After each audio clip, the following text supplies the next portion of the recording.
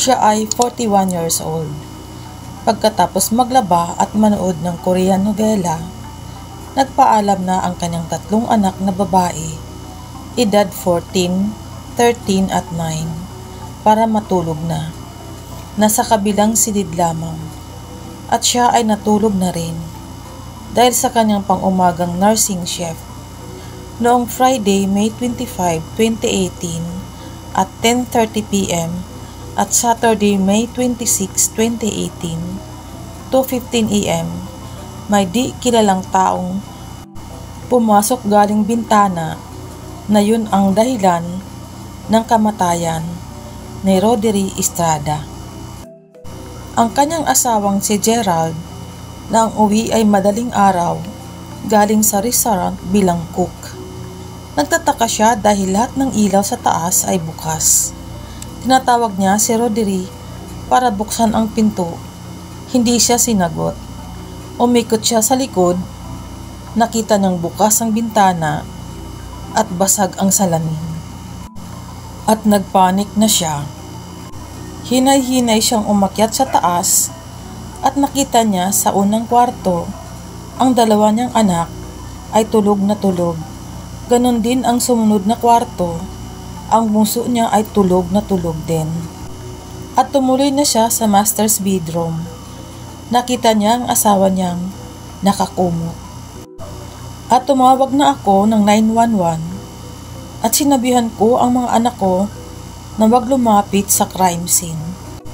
Nag-iiyakan na kami ng mga anak ko. Nung tinanggal ko ang kumot, she was brutally beaten. Ang dugo sa loob ng kwarto, i-CPR ko pa sana pero ang kanyang mga ipin ay tanggal. Ang ilong at baba ay na-dislocate. Nasabi kong isa itong bangungot. Sa pangalawang araw, ang mga investigador ay nag-imbestiga na ang kapitbahay ay under construction at ang screen ng bintana nila ni Gerald ay tinanggal. Doon pumasok sa pagitan ng 2 bahay sa basement na marumi at maalikabok, dosi-dosi ng footwear impressions papuntang kusinang pintuan, pa-living room hanggang sa pag-akyat ng kwarto. Nasurpresa sila na ang may-ari ng bahay ay nagising, kaya pinukpok nila ito sa ulo at kumalat ang dugo sa headboard, bedside, table, cabinet, bedsheet, and foot of the bed. Ang mga investigador ay nakatagpo ng crowbar or bareta na mahaba. Ang drawer at cabinet ay bukas. Ang comforter nilagay sa bintana, diretso sa kalye.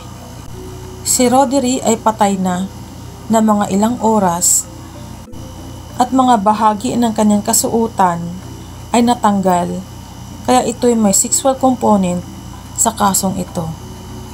Nakatagpo pa sila ng bar at nag-collect na ng swab sa bedsheet, footwear, malinaw na fingerprints sa bintana. Dinala ito sa Center Forensic Science for a RAS DNA profile. Nagpicture pa ang suspect sa kwarto. Lumabas na isa sa mga suspect. Tiningnan ang loob kung anong mahalagang gamit para manakaw at kung may gising pa. By examination by office technician, sure enough na ang fingerprints ay kay Justin Murillo. Kilala na siya ng mga pulis. Nasa jail siya, nahuli siya isang araw pagkatapos ng krimen sa ibang kaso. Pinuntahan siya ng investigador sa South Detention Center at na-interview. And he's under arrest for first-degree murder, pero hindi niya ito inamin na na-involve siya sa homicide case. Mabilis ang mga investigador sa mga ebidensya at baka makawala pa siya na nasa posisyon niya ang mga cellphones na ninakaw niya at may dugo pa ito. 22 years old Justin Murillo has been charged with first-degree murder. The suspect has no permanent address. He is in custody until next court appearance. Prior charges of robbery, uttering threats, and failed to comply with the probation. Within 24 hours of Roderick Estrada murder, si Justin Murillo ay nakipagkita sa kanyang girlfriend sa fast food at binigyan niya ito ng regalo sa ninakaw niyang pitaka. Kinausap ang girlfriend ng homicide investigator at ang sabi ng girlfriend, tingnan niyo rin ang partner niya palagi na si Beck. Pinuntahan agad nila ang homeless shelter na tinuluyan ng dalawa na malapit lang sa pinangyarihan ng krimen. At dinideny ni Beck ang kanyang involvement. During the course of investigation, they discover a known profile that's been developed. Nakakuha ang mga pulis ng DNA ni David Beck na galing sa sigarilyo at dinala ito sa forensic science. At nakakuha pa ng footage captured malapit sa grocery, dalawang taong magkasama pagkatapos ng murder, papuntang south galing crime scene. At ang result sa DNA, si David Beck. Hindi na siya makapag-deny na andun siya. Siya ang second suspect sa sexual assault.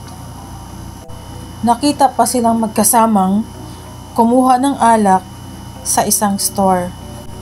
Lasing na lasing silang dalawa nung gabing yun. At kanilang inaresto si David Beck at nasa custody na. Preparado na ang mga investigador sa tanong. Nakakuha kami ng DNA mo sa katawan ng isang babaeng iyong pinatay. Ayon kay David Beck, sinundan niya lamang si Murillo sa pagpasok sa isang bahay at ang magnakaw. At nang nasa kwarto na kami, nagising ang babae at nakita niya ako. Una siyang pinalo ni Murillo gamit ang crowbar na nakuha sa garage at kinuha ko ang kanyang underwear kaya nakuha ang DNA ko. Ginawa mo. Yes, and I deserve to die. Pero hindi ako ang pumatay sa kanya. Pinatay siya dahil nagising siya. In 2021, more than 3 years after ng pagpatay, noong May 2018, nag-umpisa na ang trial day ni Justin Murillo at ni David Beck.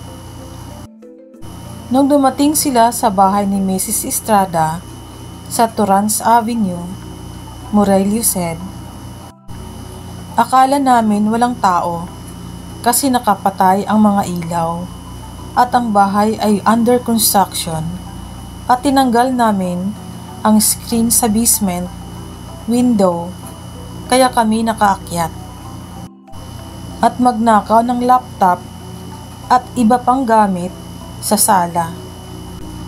At nang kami umakyat sa taas, kinuha ko ang iPhone sa bedroom ng dalawang bata at sa isang bedroom tulog ang isang bata.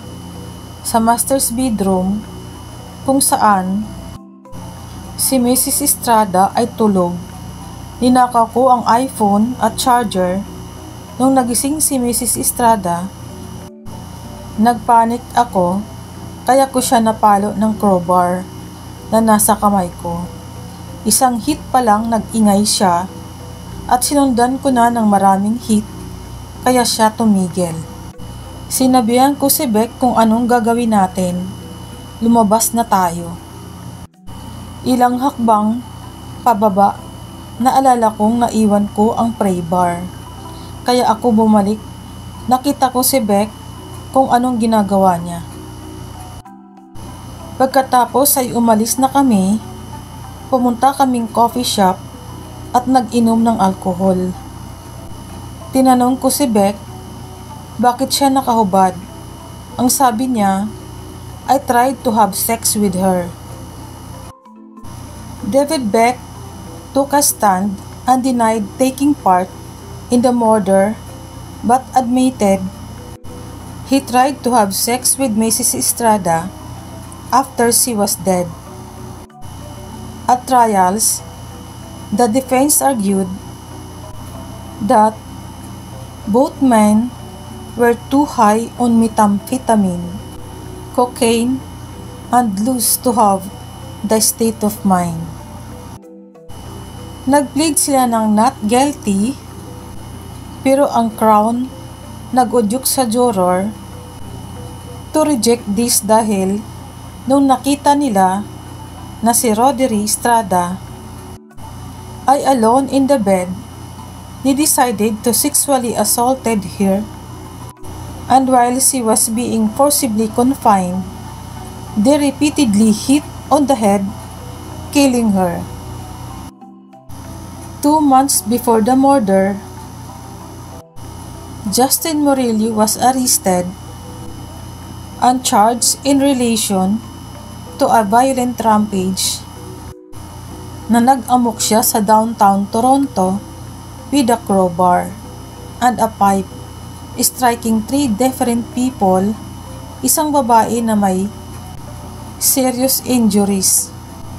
He was charged and arrested that night. At 2 days later, he was released with bail of $500. Just 1 week later, he was re-arrested for assaulted a security guard, and again, he was released.